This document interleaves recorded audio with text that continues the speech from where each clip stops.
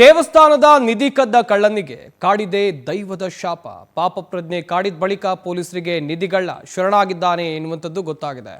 ಕೊಪ್ಪಳ ಜಿಲ್ಲೆ ಮಾವಿನ ಇಟಗಿಯಲ್ಲಿ ವಿಚಿತ್ರ ಘಟನೆ ನಡೆದಿದೆ. ದೇವಸ್ಥಾನದ ನಿಧಿಯನ್ನು ಒಬ್ಬ ವ್ಯಕ್ತಿ ಕಳ್ಳತನ ಮಾಡಿದ್ದ. ಪಾಪ ಪ್ರಜ್ಞೆ ಕಾಡಿದ ಬಳಿಕ ಪೊಲೀಸರಿಗೆ ಈ ನಿಧಿಗಳ್ಳ ಶರಣಾಗಿದ್ದಾನೆ. ಕೊಪ್ಪಳ ಜಿಲ್ಲೆ ಮಾವಿನ ಇಟಗಿಯಲ್ಲಿ ನಡೆದಿರುವಂಥ ವಿಚಿತ್ರ ಘಟನೆ ಇದು. ಸೋಮ ಶಂಕರ ಲಿಂಗೇಶ್ವರ ದೇವಸ್ಥಾನದಲ್ಲಿ ನಿಧಿ ಕಳ್ಳತನ ಆಗಿತ್ತು. 4 ಸೇರಿ 100 ಚಿನ್ನದ ನಾಣ್ಯ, ಬೆಳ್ಳಿ ಕಡಗ ಕಳ್ಳತನ ಮಾಡಿತ್ತು. ಈ 4 ಸಮಪಾಲು ಸಿಕ್ಕಿಲ್ಲ. ಇತ್ತ ನೆಮ್ಮದಿಯೂ ಇರಲಿಲ್ಲ.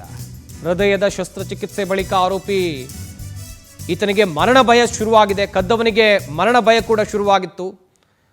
ಹಾಗೆಯೇ ಪೊಲೀಸರಿಗೆ ಶರಣಾಗಿ ನೋವನ್ನು ಕೂಡ ಆತ ತೋಡಿಕೊಂಡಿದ್ದಾನೆ ಎನ್ನುವಂಥ ಮಾಹಿತಿ ಇದೆ. ದೇವಸ್ಥಾನದ ನಿಧಿ ಕದ್ದ ಕಳ್ಳನಿಗೆ ಒಂದು ಕಡೆಯಲ್ಲಿ ನನಗೆಲ್ಲಿ ದೇವರ ಶಾಪ ತಟ್ಟುತ್ತೋ ಎನ್ನುವಂಥ ಭಯ ಕಾಡಿದೆ, ಆತಂಕ ಕಾಡಿದೆ, ಪಾಪ ಪ್ರಜ್ಞೆ ಕಾಡಿದೆ. ಹೀಗಾಗಿ ಆತ ಪೊಲೀಸರಿಗೆ ಶರಣಾಗಿದ್ದಾನೆ. ಈ ಬಗ್ಗೆ ಇನ್ನಷ್ಟು ಮಾಹಿತಿಯನ್ನು ಕೊಡ್ತಾರೆ ನಮ್ಮ ಕೊಪ್ಪಳ ಪ್ರತಿನಿಧಿ ಶುಕ್ರಾಜ್. ದೂರವಾಣಿ ಸಂಪರ್ಕದಲ್ಲಿ ಜಾಯ್ನ್ ಆಗ್ತಾ ಇದ್ದಾರೆ. ಶುಕ್ರಾಜ್, ಗಮನಿಸ್ತಾ ಇದ್ವಿ ನಿಧಿ ಕದ್ದಂತ ಕಳ್ಳರು ಪೊಲೀಸರಿಗೆ ಶರಣಾಗಿದ್ದಾರೆ. ಪ್ರಕರಣದ ಬಗ್ಗೆ ಡೀಟೇಲ್ಸ್ ಅನ್ನು ಕೊಡ್ತಾ ಹೋಗೋದಾದ್ರೆ.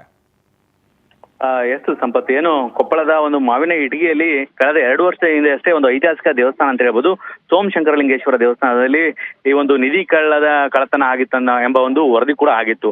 ಅದಾದ ಬಳಿಕ ಪೊಲೀಸರು ಕೂಡ ಸಾಕಷ್ಟು ತನಿಖೆಯನ್ನು ನಡೆಸಿದ್ರು. ಆದ್ರೂ ಕೂಡ ಕಳ್ಳರ ಪತ್ತೆ ಆಗಿದ್ದಿಲ್ಲ. ಇದೀಗ ಸ್ವತಃ ಏನು ಆ ಒಂದು ನಿಧಿಗಳ್ಳರು ತಾವೇ ಬಂದು ಈ ಒಂದು ಪೊಲೀಸ್ ಠಾಣೆಗೆ ಬಂದು ತಪ್ಪೊಪ್ಪಿಗೆಯನ್ನು ಒಪ್ಕೊಂಡಿರ್ತಕ್ಕಂಥ ನಿಜಕ್ಕೂ ಇದು ಆಶ್ಚರ್ಯಕರ ಉಂಟು ಮಾಡಿದೆ ಅಂತ ಹೇಳ್ಬೋದು. ಯಾಕಂತಂದ್ರೆ ಆ ಏನು ನಿಧಿಗಳ್ಳತನ ಮಾಡಿರ್ತಕ್ಕಂತಹ ಕಳ್ಳ ಹೇಳಿರ್ತಕ್ಕಂತಹ ಸ್ಪಷ್ಟನೆ ನಿಜಕ್ಕೂ ಎಲ್ಲರಲ್ಲೂ ಕೂಡ ಉಬ್ಬೇರುವಂತೆ ಮಾಡಿದೆ.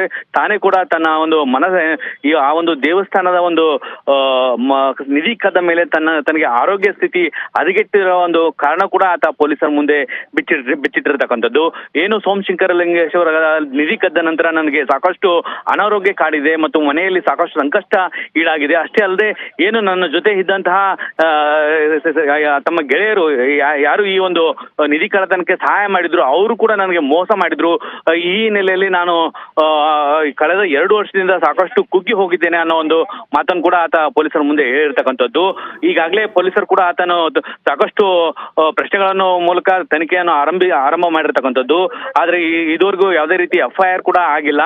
ಏನು ಈ ಕಳ್ಳತನ ಆದ ಈ ಒಂದು ಮಾಹಿತಿ ಬಿಚ್ಚಿದ ನಂತರ ಸಂಪೂರ್ಣ ತನಿಖೆ ಆದ ನಂತರ ಪೊಲೀಸರು ಇನ್ನಷ್ಟು ತನಿಖೆ ಮಾಡಿ ಏನು ಈತನ ಜೊತೆಗೆ ಯಾರ್ಯಾರಿದ್ರು ಯಾರ್ಯಾರಿಲ್ಲ ಅನ್ನೋದ್ರು ಕೂಡ ಆ ಒಂದು ತನಿಖೆಯನ್ನು ಅವ್ರು ಪೊಲೀಸರು ಮಾಡ್ತಿರ್ತಕ್ಕಂಥದ್ದು.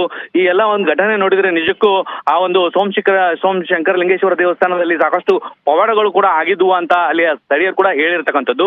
ಇದೀಗ ಈ ಒಂದು ಕಳ್ಳನೇ ಬಂದು ತಾನು ಒಪ್ಕೊಂಡಿರೋದು ಆ ಒಂದು ಪವಾಡಕ್ಕೆ ಪುಷ್ಟಿ ನೀಡಿದೆ ಅಂತಾನೆ ಹೇಳ್ಬೋದು. ಸಂಪತ್, ಥ್ಯಾಂಕ್ ಯು ಶುಕ್ರಾಜ್ ತಮ್ಮೆಲ್ಲ ಡೀಟೇಲ್ಸ್ಗಾಗಿ.